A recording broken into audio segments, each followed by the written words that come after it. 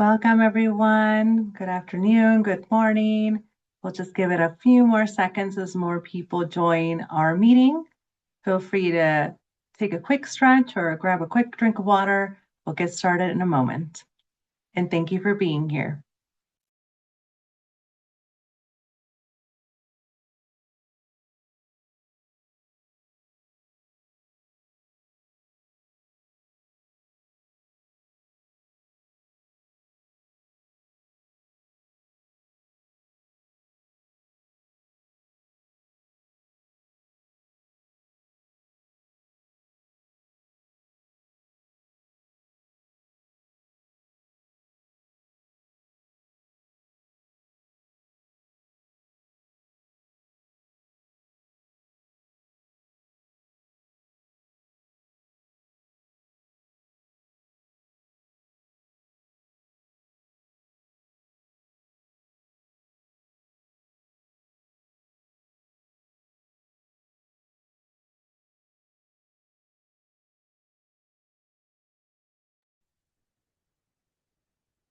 All right. Good afternoon, good morning, everyone. We'll go ahead and get started to our event here.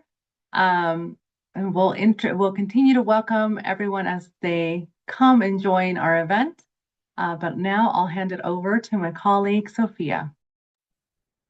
Thank you, Hilda. We can go to the next slide. Thank you so much, everyone, for joining us for this one system, how greenhouse gas pollution connects the atmosphere, ocean, and health. Les quiero avisar que si quieren escuchar en español, tenemos la línea de interpretación. Para accesarla, pueden hacer clic en el botón de interpretación, que es el globo, y pueden hacer clic en español para poder escuchar a nuestra traductora, Natalia. Déjenos saber si tienen algún problema y para escucharlo solo en español, hagan clic donde dice silenciar el audio original para así poder escucharlo solamente en español. Muchas gracias. And I will hand it back to you, Hilda.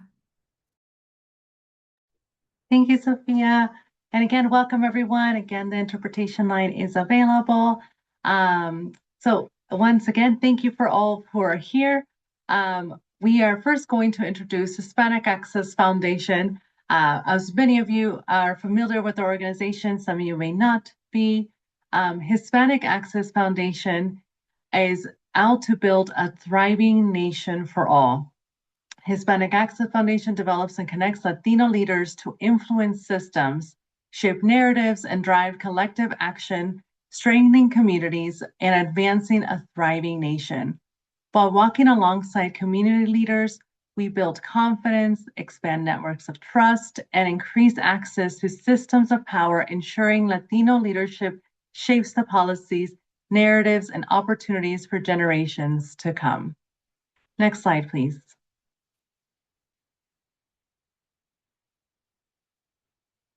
So here, my colleague Sophia, who you just heard from, is our Ocean and Coast Program Manager here at Hispanic Access Foundation, and we are within the Nature and Environment Department. I am Hilda Braganza. You can also say Hilda or Hilda, and I'm the Climate and Energy Transition Program Manager. And we are joined by Emily Thompson, who is a manager of nationwide policy for clean air from the American Lung Association. And so you will hear from the three of us, and we are going to feature a Conservation Network member during the presentation that we will introduce at that point. Next slide, please.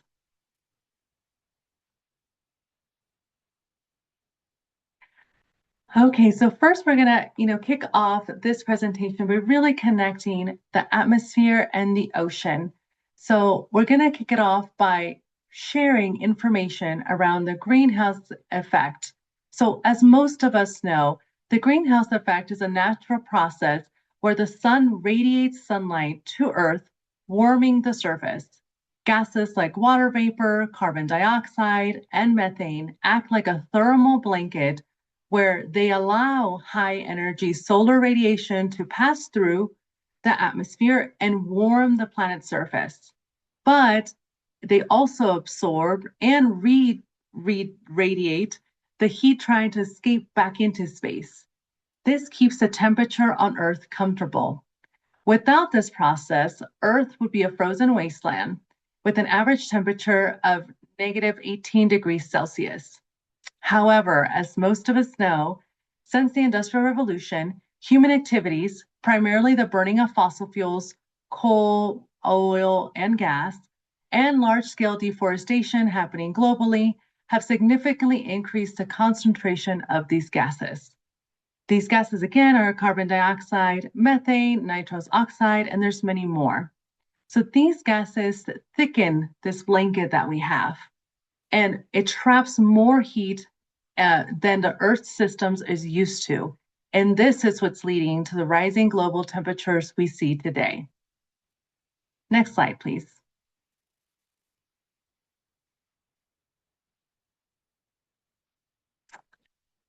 So specifically for this presentation, we're going to focus on the greenhouse gas of methane. Methane is a potent and prevalent greenhouse gas. It is made up of one carbon atom and 4 hydrogen atoms, as you see here. It is 80 times more potent than carbon dioxide and traps 25 times more heat than carbon dioxide over 100 years. Methane is a short-lived gas, and it stays in our atmosphere for up to 12 years. 70 to 90% of natural gas is made up of methane, which, as most of us know, the US leads as a natural gas producer. Globally, 50 to 60% of methane emissions come from human activities. Next slide, please. So there are several sources of methane. Natural sources include wetlands through the decay of organic matter in wetlands, permafrost, which when it thaws releases methane trapped underground, landfills, so organic waste decomposes in landfills and produce methane, and animal digestion through cattle and other livestock as they release methane through digestion. And human activities include fossil fuel production through the extraction, processing, and transportation of oil, gas, and coal, agriculture through rice cultivation and livestock farming, waste management through landfills and water waste treatments. Now, again, since the Industrial Revolution, human activities have increased methane concentrations by more than 2.5 times since before the Industrial Revolution. Worldwide, the global energy sector contributes to 40% of methane emissions, while the oil and gas industry contributes approximately 60%, and the agriculture industry is said to contribute 40 to 50% of methane emissions. Next slide, please.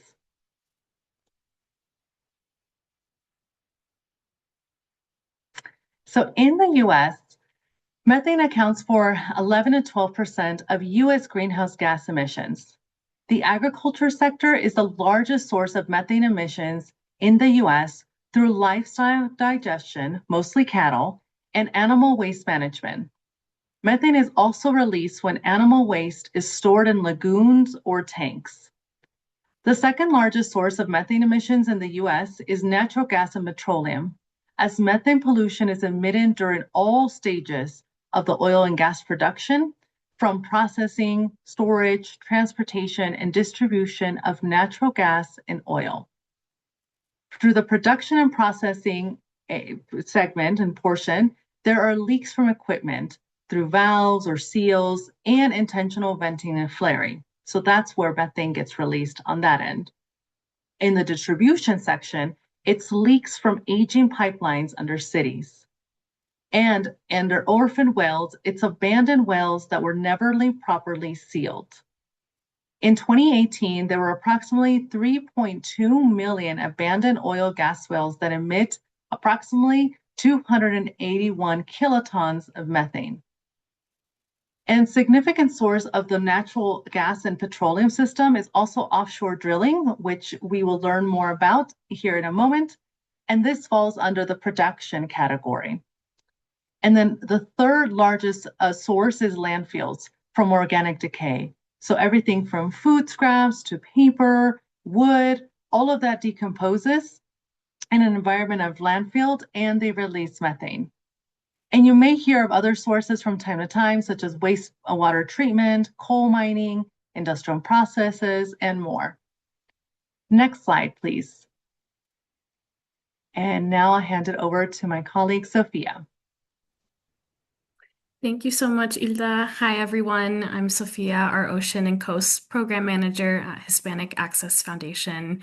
So, what is the connection between greenhouse gases and the ocean? As you can see in this graphic, the atmosphere and the ocean are closely connected because they're constantly exchanging heat and gases, including greenhouse gases like methane. And methane is especially important because it traps much more heat in the atmosphere than carbon dioxide over a short period of time. So you might have heard about carbon dioxide as a greenhouse gas, but methane is actually better at trapping heat. And so the ocean plays a major role in regulating our global climate and methane. And large amounts of methane are naturally stored beneath the ocean floor in sediments and frozen compounds called methane hydrates. And some methane is also produced by microorganisms in wetlands or in areas of the ocean that have low oxygen. Normally, much of this methane stays trapped underwater or it breaks down before it can come back up and reach the atmosphere. What's critical is that the ocean is helping absorb excess heat caused by greenhouse gases. So you have this heat in the atmosphere, and the ocean is naturally absorbing a lot of that. In fact, the ocean absorbs about 90% of the extra heat trapped by human activities. And this connection matters because as the ocean warms, it can affect methane storage. So, warmer ocean temperatures might destabilize methane hydrates and allow more methane to escape back into the atmosphere. And we see this especially in Arctic regions where some of the frozen sediments are actually starting to thaw. So this may cause an effect where as the ocean absorbs more methane and becomes warmer, it actually can start to release more methane as well. And so at the same time, the atmosphere, our air, is influencing the ocean. As the atmosphere gets warmer, the ocean gets warmer, and this can change circulation patterns. We have changes in the Gulf Stream, and it can reduce the amount of oxygen in some marine environments. Um, and so methane and ocean warming create what's called a feedback loop. More methane in the atmosphere causes more warming, and more warming can release even more methane from the ocean and sediments. And so scientists are really studying this carefully because it could accelerate climate change if large amounts of methane stores from the ocean floor are released. And so overall, the takeaway is that the ocean and the atmosphere function as one connected climate system. And the ocean is helping slow warming by absorbing a lot of that heat. But these rising temperatures in the ocean are also having impacts to the ocean. So we can go to the next slide, and I will dive a little bit more into that. So, two concepts here. One is ocean heat content.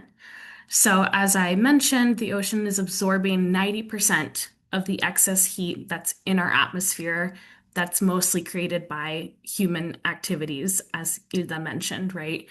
And so, this stored heat raises ocean temperatures. And as you can see in the graphic, 2025 was the highest ocean heat content over the last 65 years.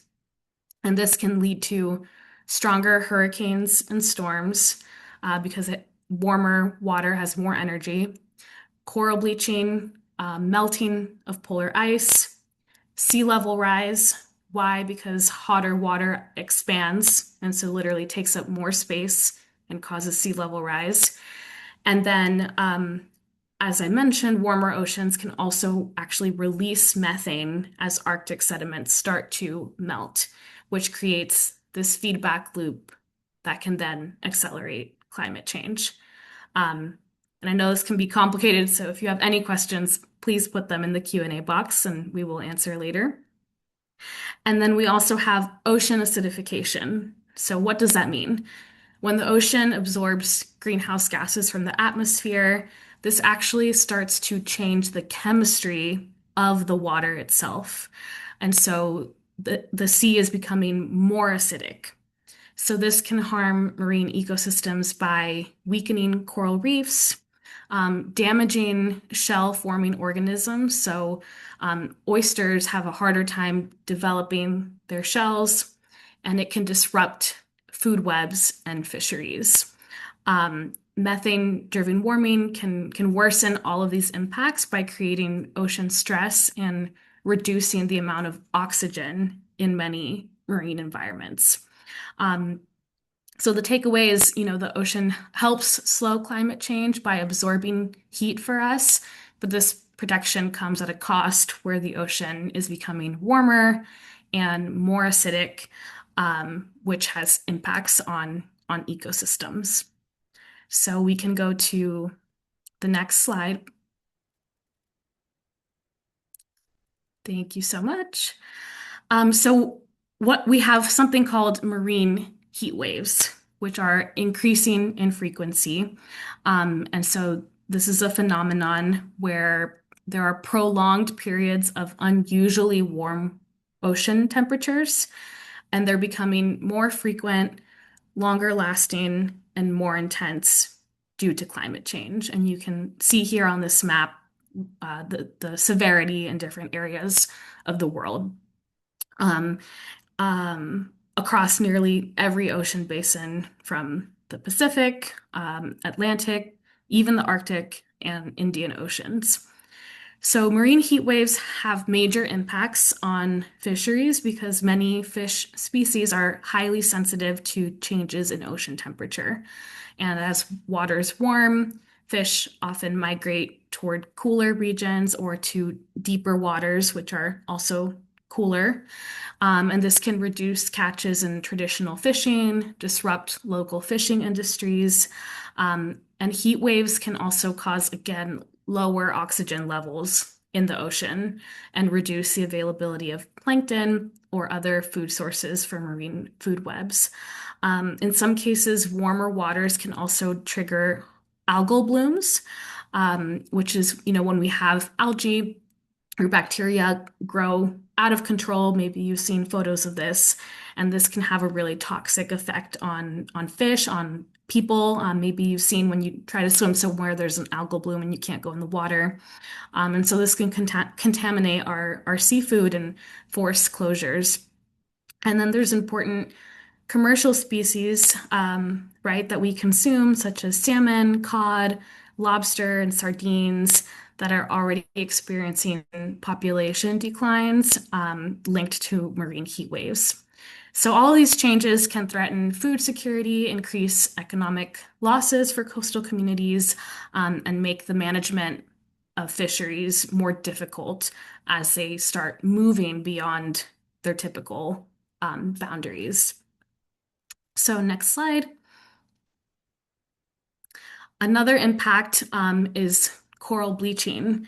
So, we have corals and coral reefs, and under these marine heat waves and the heat stress, they get stressed and they expel the algae that they depend on for energy, which often leads to coral death, which is, when you see like really white corals, it's almost skeletal. This means they have become bleached. And so this happens when there's, excess heat in the water caused by methane and other greenhouse gases. And now we've seen that 84% of the world's coral reefs have been impacted by heat stress bleaching. And so this is especially concerning because coral reefs support 25% of all marine species at some point in their lives. 25% of all marine species depend on coral reefs. They also protect coastlines from storms and erosion. They, act as a buffer during hurricanes and storms. And of course, they provide food, tourism income in many locations, and that is connected to livelihoods for millions of people worldwide. So we have a short video that we can play now to get a better idea about what coral bleaching is. Finally tonight, a look under the sea. Coral reefs are a crucial part of the marine ecosystem, providing habitats for all sorts of marine life and protecting coastlines from storm damage. But as Ali Rogan reports, scientists say rising ocean temperatures are posing a grave threat to the future of the world's reefs. The Maldive Islands in the Indian Ocean are the picture of paradise. But beneath the aqua blue water, there's a crisis unfolding. Once vibrant, coral reefs have lost their colors in what scientists say is part of the worst global bleaching event on record, impacting more than 80 countries and territories. A report from the National Oceanic and Atmospheric Administration revealed that 84% of the planet's coral reefs have been hit. The Smithsonian's Melanie McField says the bleaching is triggered by prolonged exposure to elevated ocean temperatures due to human-caused climate change. It's very alarming. So I think people really need to recognize what they're doing, by the inaction. It's the kiss of death for coral reefs. This is not the first mass event of its kind. It's the fourth known widespread bleaching of coral reefs. But the troubling part, McField says, is that these episodes keep getting worse.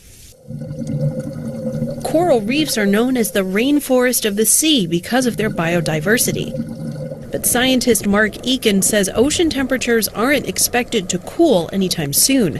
And until they do, the heat stress on corals could lead to permanent damage or kill the reefs altogether. We just may never see the heat stress that causes bleaching dropping below the threshold that triggers a global event. So this may be the last one.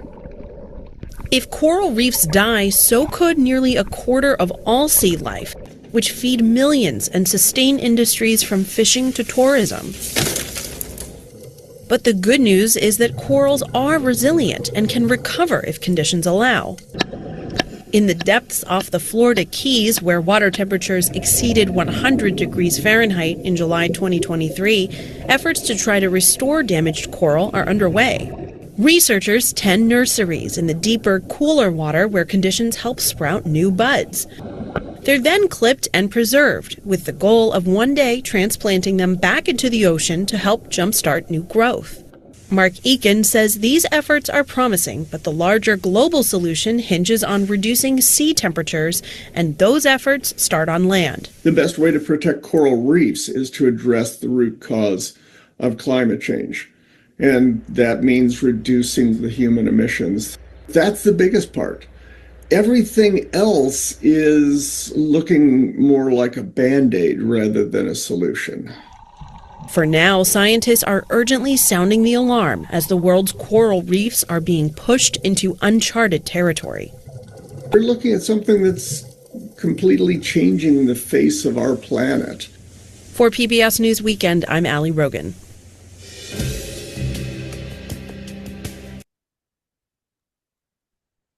Thank you so much. Next slide.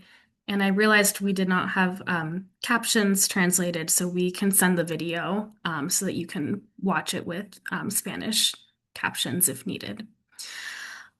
So another impact is as ocean temperatures increase, some fish are naturally adapting by shifting their habitat ranges. And so in general, many are moving towards the poles, right, away from the equator towards colder waters and also into deeper waters, which are also colder, as they are further from the sun. And so, for example, if greenhouse gas emissions continue at current rates, we can see that for the Atlantic cod in the Northeast, they're moving northward towards these areas that are marked in blue as their suitable habitat starts to shift. And so this can be problematic as, species migrate. They might behave as invasive species in their new environment and cause a ripple effect in the ecosystem. And of course, this can also disrupt local fishing communities and industries as their target species is no longer available where they are accustomed to. And so that's another important impact to keep in mind. Next slide. So a little bit more about the economic impact. As we've been saying, methane is a super potent greenhouse gas that is accelerating climate change and increasing the heat that the ocean is absorbing. And as oceans get warmer and more acidic, marine systems experience significant stress, which can lead to habitat loss, declining fish stocks, and a shift in where species survive. Many commercially important species are moving towards colder waters or their populations decline. We have marine heat waves, coral bleaching, which can damage critical habitats. And these impacts aren't just environmental, they are economic and social as well. So about 3 billion people rely on seafood as a major source of protein. I'm sure many of us on the call consume fish and seafood, and roughly 800 million people worldwide depend on fisheries and aquaculture for their livelihoods. In the US alone, the seafood industry supports millions of jobs and generates hundreds of billions of dollars in economic activity as well.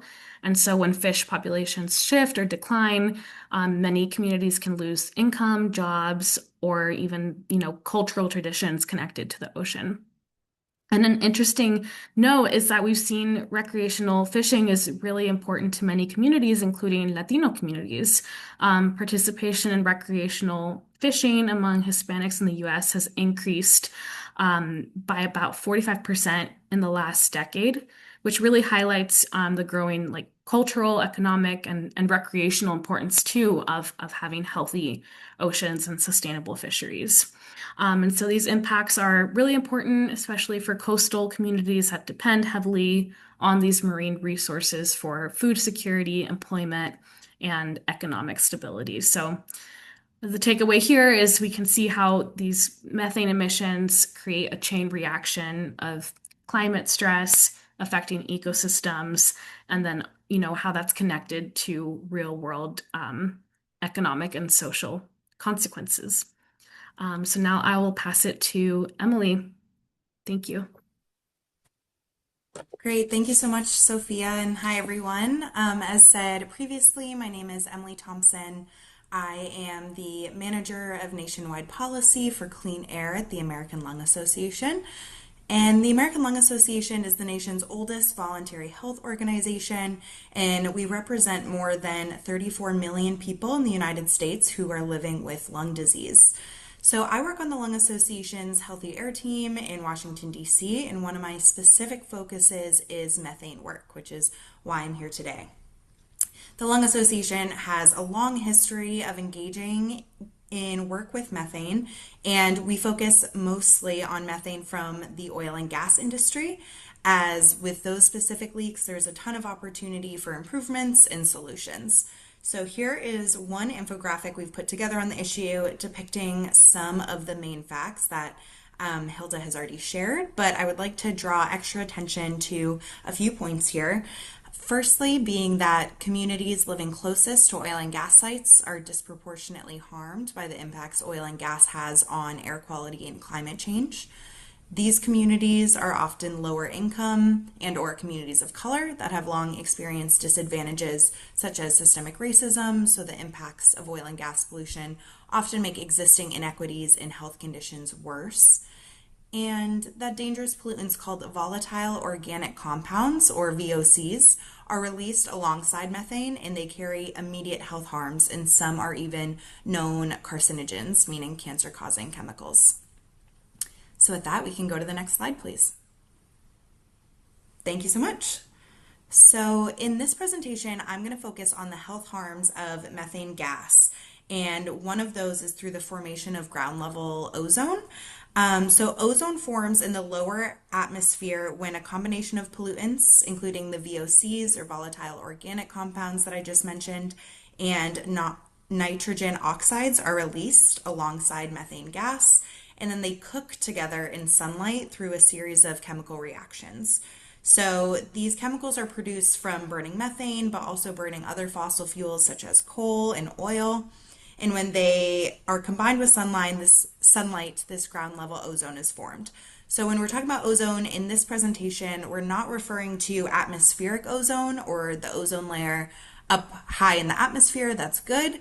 This is ground level ozone that is bad for our health. And next slide, please. So you may have more commonly heard of ground level ozone as smog.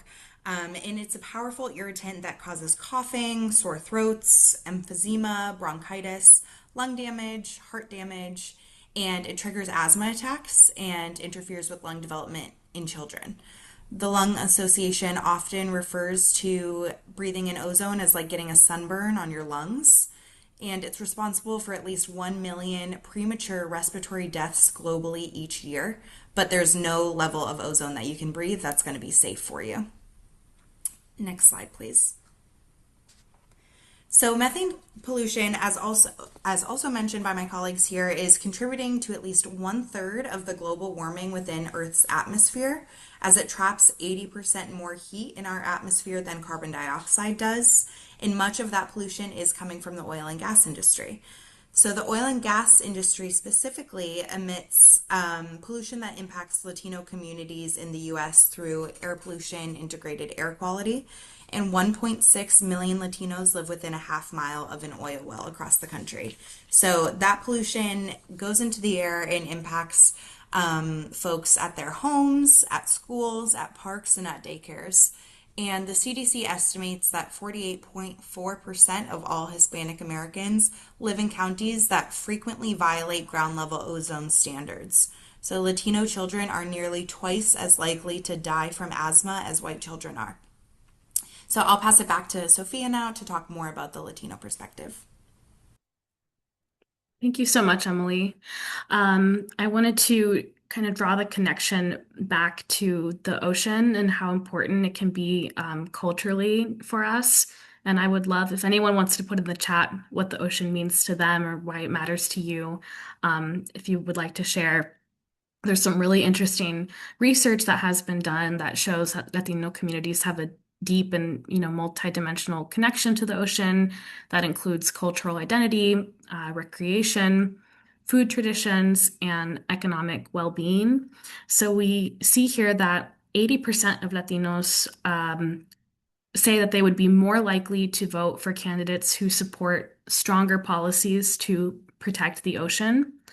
And 91% of Latinos agree that clean beaches and clean oceans are essential both to the economy and quality of life. And this is higher than across other demographics. And we also see that 77% agree that the ocean is important to maintaining their family's traditions and culture. And there's also a strong support for policies that address fossil fuels, which is what causes greenhouse gases, and their impacts on the ocean. So 72% of Latino voters support banning oil and gas drilling and replacing it with renewable energy sources such as solar and wind. And 61% would support actions to ban offshore drilling, even if it resulted in higher monthly costs for their own gasoline or household gas. So we really see a commitment to wanting to reduce these emissions. And I would love to play now a video that we have from one of our Conservation Network members, Patrice Gonzalez, who shares a little bit about her perspective on this topic. Hello, my name is Patrice Gonzalez, and I'm the branch manager of Mr. and Mrs. F. O. Schlegel Library, one of the only environmental learning libraries in the country. I'm also a Conservation Network member with Hispanic Access Foundation. From my work, one thing is consistently clear. Environmental systems are deeply connected, even when they feel separate in our daily lives. Ocean health matters far more than most people realize because it's not just about the ocean, it's about all water. The water in our rivers, lakes, and even the water that goes down the storm drains doesn't stay local. It moves through a shared system and eventually reaches the ocean. But this connection isn't only about water. It also includes what we release into the air. Greenhouse gases like methane, CH4, act like a heat-trapping blanket around the Earth. The ocean absorbs most of that excess heat, and while that may sound like it helps regulate the system, it comes at a cost.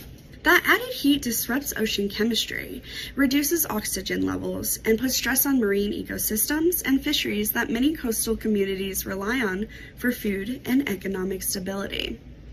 So whether it's trash on the street, chemical runoff, or methane leaks from industrial production, pollution doesn't stay in one place. It moves through interconnected systems, air, water, and ecosystems, shaping them in ways we don't always see immediately. That's why local action matters so much. Through my work with Hispanic Access Foundation, I see how protecting land and educating communities helps people understand these connections. When we take care of our land and water locally, we are also protecting the ocean and protecting community health in the process.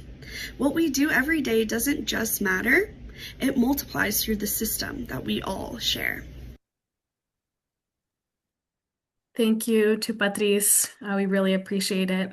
And Patrice is actually based in Kansas, so it's a really important reminder that you don't have to live in a coastal area to, what you do in your rivers and lakes and streams ultimately has an impact on the larger system. So thank you, Patrice, and I will pass it back to Hilda. Thank you, Sophia.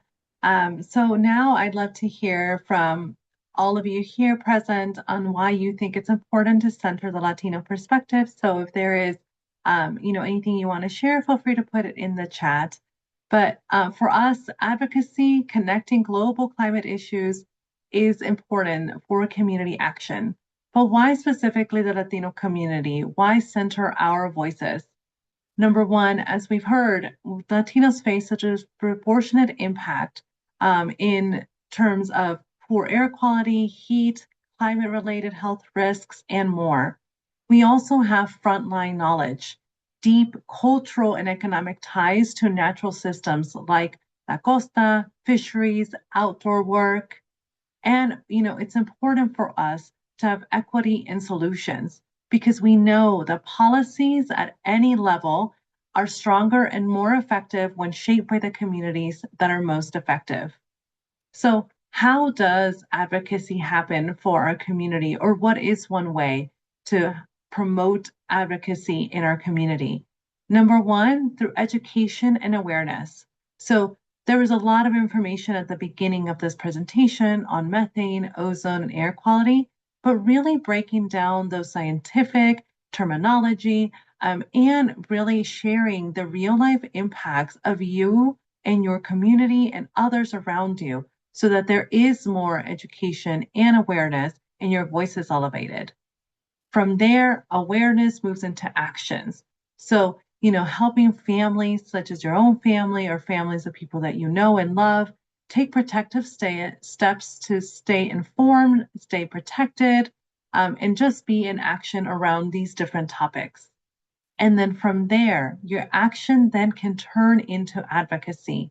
So by supporting your family, your community members, and again, sharing their stories, influencing decisions at a local, state, federal level, and in other agencies is very important. And so, how can we then get involved? One of the ways we recommend here at Hispanic Access Foundation is to participate in community education sessions or local meetings. They can be meetings or sessions within this organization or within your own, or just in general, the ones that you see in your local community. We also, when it comes to air quality and other topics, we ask that you use and share air quality tools and resources, such as the one we have on our website, where you can see the different air pollutant levels across the United States so that you can stay safe with your family. But there's some more resources that we are happy to share or that are available for our community out there. And then we ask that you support or partner with other organizations that are on the ground, really addressing these issues. It can be, with us, of course, with the American Lung Association, but other organizations as well. and community-led efforts happening throughout the year, such as through Latino Conservation Week, our oldest initiative here.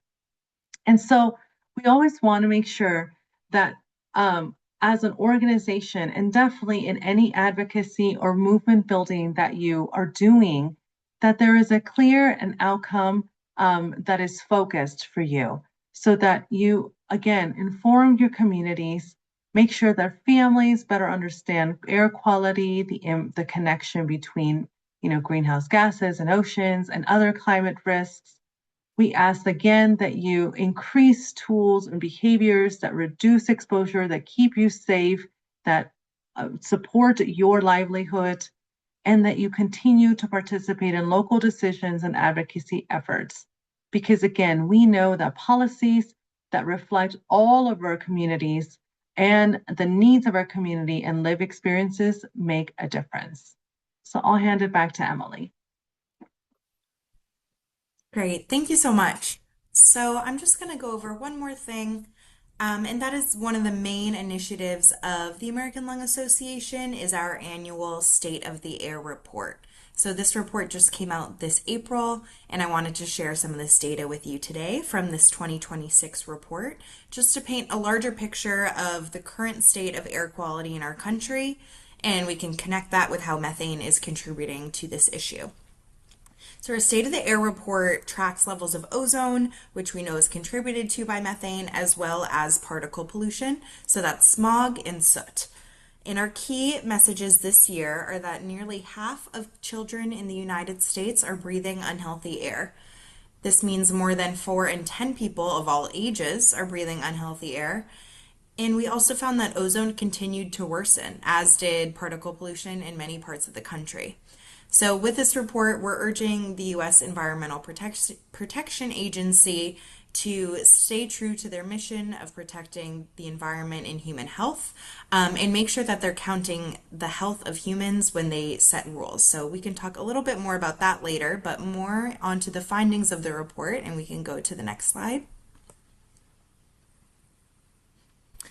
Thank you.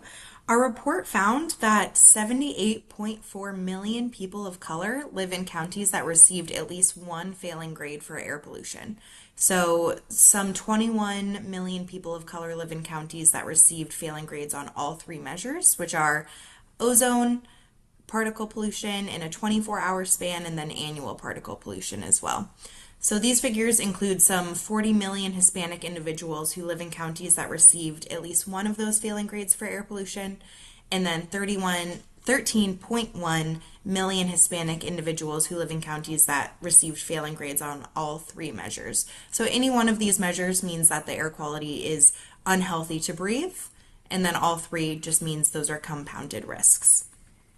Next slide, please. And for ozone specifically, the 2026 report found that 38% of people live in counties with unhealthy levels of ozone. This is a rise of nearly 4 million people from last year, meaning that more than 129 million people live in counties with failing grades this year. This is contributed to by extreme heat, smoke, atmospheric inversions, as well as all the reasons we've gone through today connected to methane.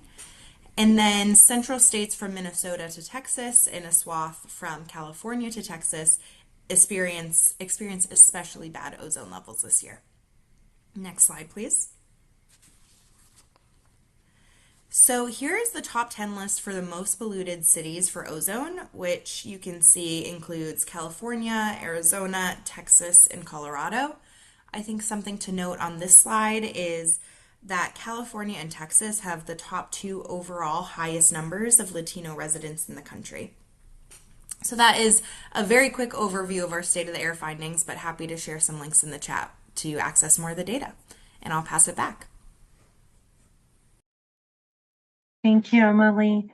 So as we close out our presentation, we want to reiterate that it is important to reduce methane emissions and other emissions in general today and as quickly as possible to provide an immediate cooling effect for our oceans and breathing room for most of our communities. And I really do mean breathing room because, as we know, when air quality is bad, there are many health concerns that come up, as Emily mentioned.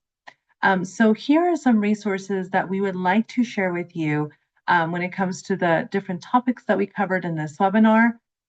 Here you'll see an example of some fact sheets that we developed. There are more that we'll share here in the chat, but they are in English and Spanish, so bilingual, where you can learn more information again about what is methane, what are the sources or impacts, ways to get in action, and more.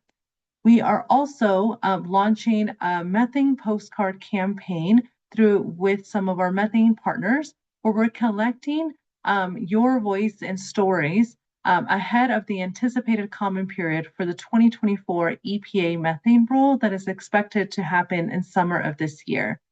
Here you'll see one of our postcards to the state of Colorado, but there are many more. So if you are interested in participating in this campaign from your respective state, please feel free to contact me directly at hilda@hispanicaccess.org, or you're welcome to respond to the recording and the email that we will send out shortly following this. So I'll turn it over to Sophia for some other call to actions. Thank you so much. If you would like to take a deeper dive into the ocean space, I would love to invite you to visit our Nuestro Mar, Nuestro Futuro, Our Ocean, Our Future sustainable seafood resource. And we created this to help make ocean and fisheries issues more accessible and practical. So the guide connects some big environmental challenges like overfishing, pollution, climate change, and seafood sustainability to the health of our communities and families. So you can learn how pollution may impact the fish we consume. You can learn about seafood sustainability certificates to ensure your purchases are sustainable both for you and for the ocean. And then we've included some classic recipes, right, that we make, like ceviche and others, that you can test with your sustainable purchases. And so, yeah, if you would like to get more connected with our ocean program and ocean work, please feel free to contact me as well at sophia@hispanicaccess.org. We will have a small delegation of members attending Capitol Hill Ocean Week, back to Hilda's point, where we'll be advocating on the Hill for some of these protections for our ocean. And so I'll drop my email in the chat and would love for you to check out this resource. And I'll hand it to Emily to share a bit more. Sure, thank you, Sophia. So I just have one link to share as well that I can put in the chat. That is, if folks are interested in doing a little bit of advocacy, it's a petition to the U.S. Environmental Protection Agency, as I mentioned earlier, just asking them to return to their method of considering and counting the human health benefits when they set their standards for methane emissions, other air pollutants, and air quality standards. So it's a pretty easy and quick opportunity there for you. Thank you. I would love if you feel inclined to take advantage of that opportunity, we'll share the link. And I also wanted to share that our latest Hispanic Access film, From Sea to Soul, is coming out this summer. And this is a film that captures characters that are living in rhythm with the ocean, gathering food by hand, and showing how nourishment extends beyond the body and through ecosystems. And so I'd love to share the trailer with you, and stay tuned for when the full film becomes available.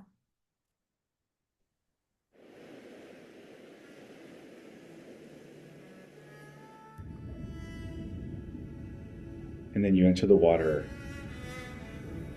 and everything slows down a little bit.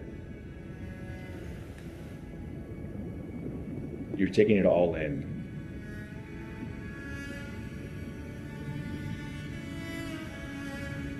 Looking for the things that are going to help provide for myself and for my friends.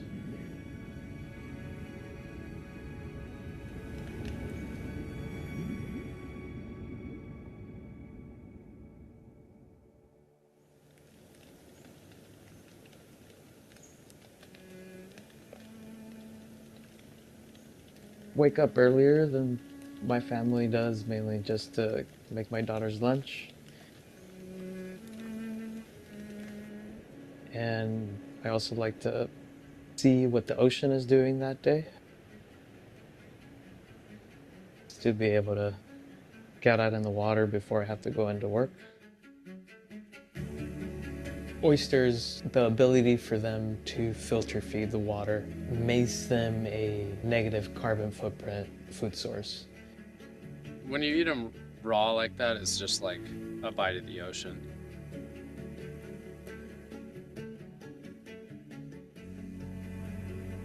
So these are invasive Mayan cichlids, and they don't belong in these ponds.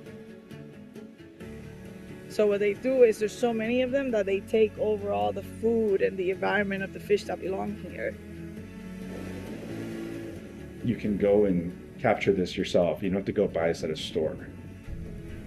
And I think there's something beautiful about that.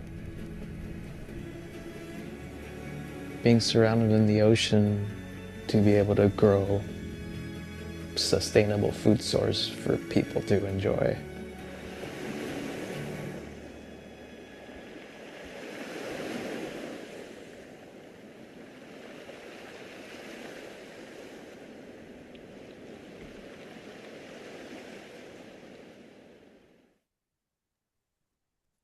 Thank you.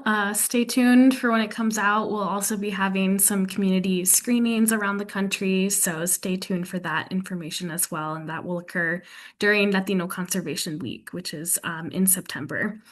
And I think with that, we will now open up for any questions, cualquier pregunta. And I know that we already have some lined up. So I am happy to share the first question we received. How can we reverse increased methane levels? And maybe Hilda, if you want to go for it. Yeah, thank you, Sophia, and thank you for the question.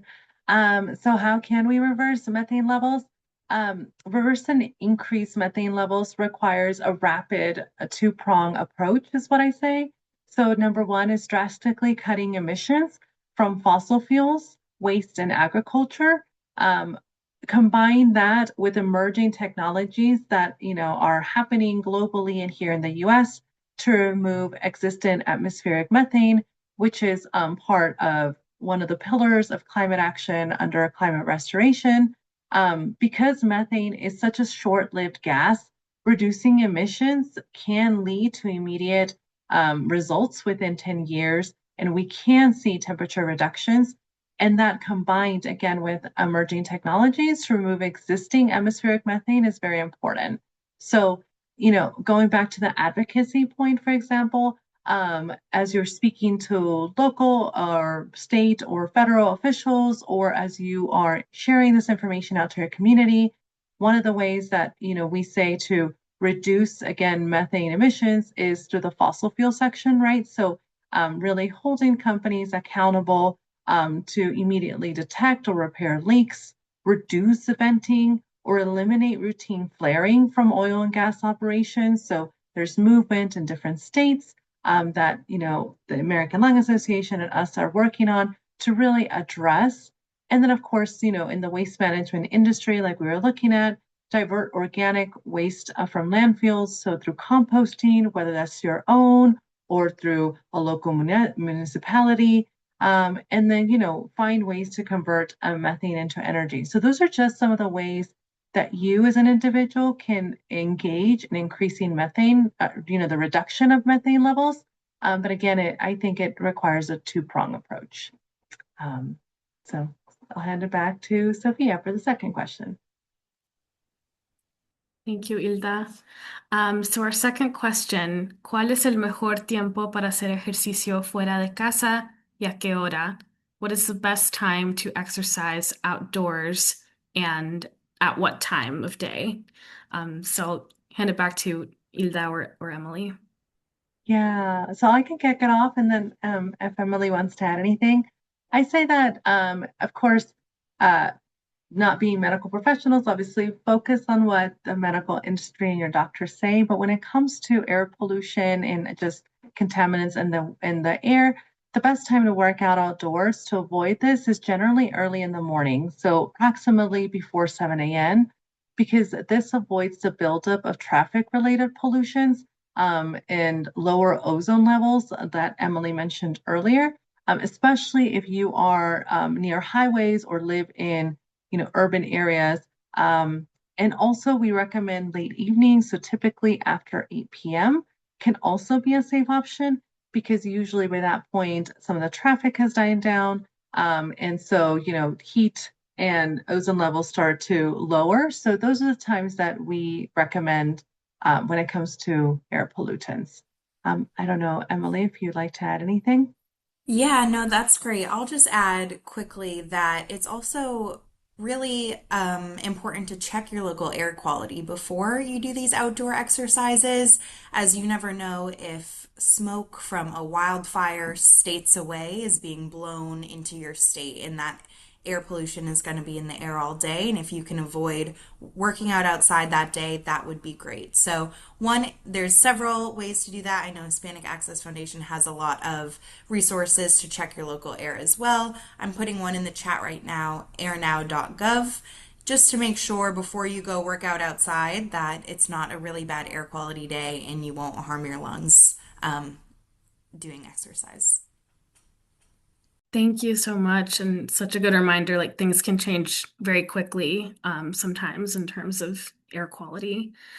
So we have another great question. ¿El agua de la lluvia transporta también contaminación o no?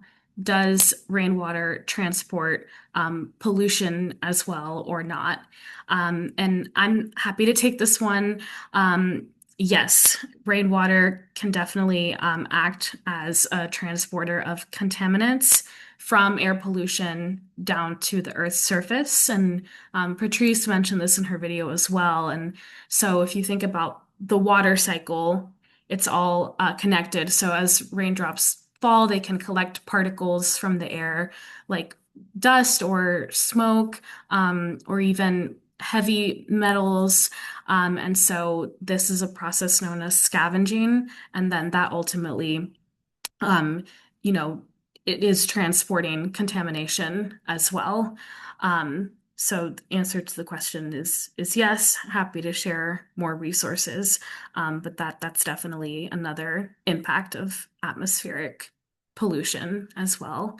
I don't know if Emily or Hilda wants to add anything there. I think Okay. you covered it. And we have another question. ¿Qué porcentaje de contaminación come la persona al ingerir mariscos? What percentage of pollution can a person get from consuming seafood? So I can take that one. There really isn't an exact percentage. It really depends on the type of seafood, where it was caught, and what pollution was present in that environment. But we do know that you can ingest contaminants that accumulate in seafood due to pollution in the ocean. Some of those contaminants that we see are mercury or microplastics, as well as forever chemicals, sometimes even pesticides. And so it really depends where the seafood is from, but also larger fish tend to have higher mercury levels because, as they live longer, they can build up more contaminants within their tissue. So sometimes you can avoid pollution by consuming more shellfish like oysters or mussels or clams.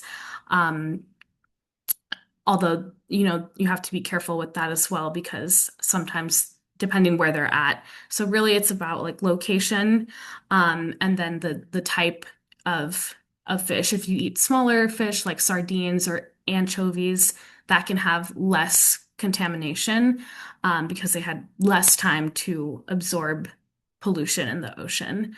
But if you check out our Nuestro Mar, Nuestro Futuro guide, you can find more information about this as well to try to avoid consuming contaminated fish.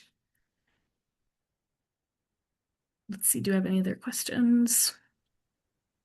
Yes, one more. ¿Qué tanta contaminación trae al agua embotellada? So how much contamination does the water, bottles of water have? Sophia, do you want to take this one?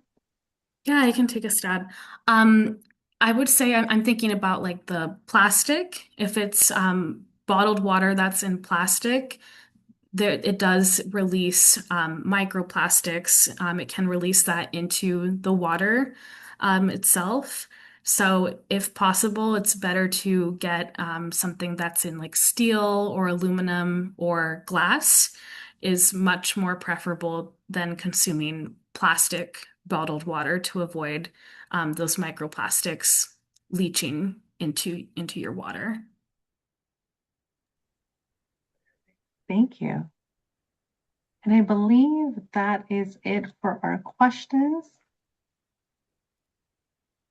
I will check the chat, make sure we didn't miss one. Oh, there was a question in the chat if we are going to be sharing the presentation. Yes, we will share the presentation as well as this recording. So thank you for registering, because we will definitely share it with the emails that you shared on the registration list. And I'll give it a couple more seconds if anybody has any other questions they'd like to drop in the Q&A box or the chat before we conclude the presentation.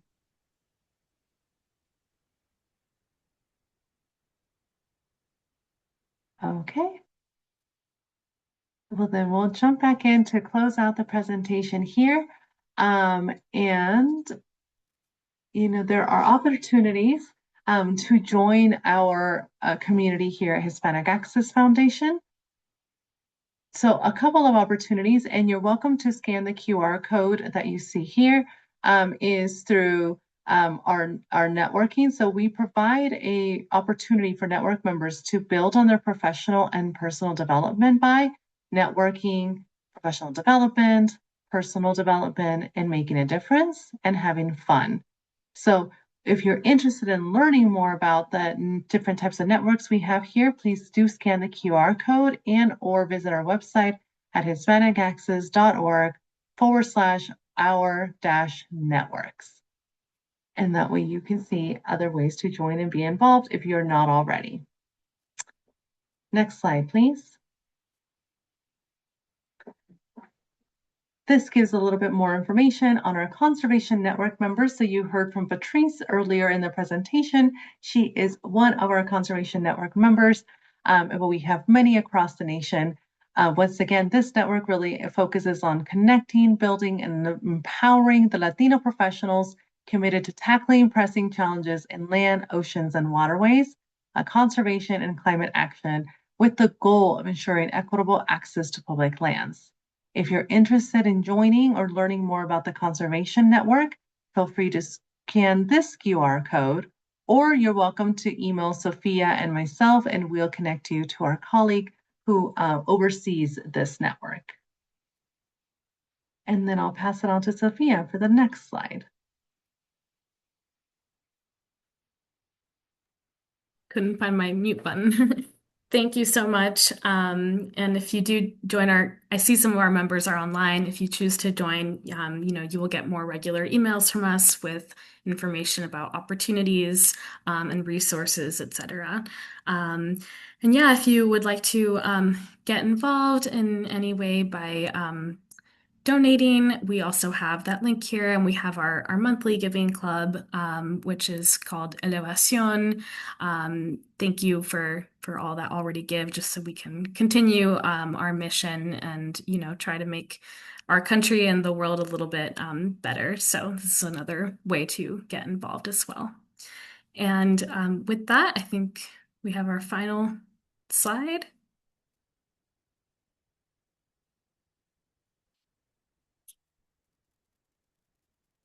Thank you for joining and helping us build a thriving nation for all. Thank you, Emily, for joining as a panelist, Natalia for translating, Norma for behind the scenes running the show.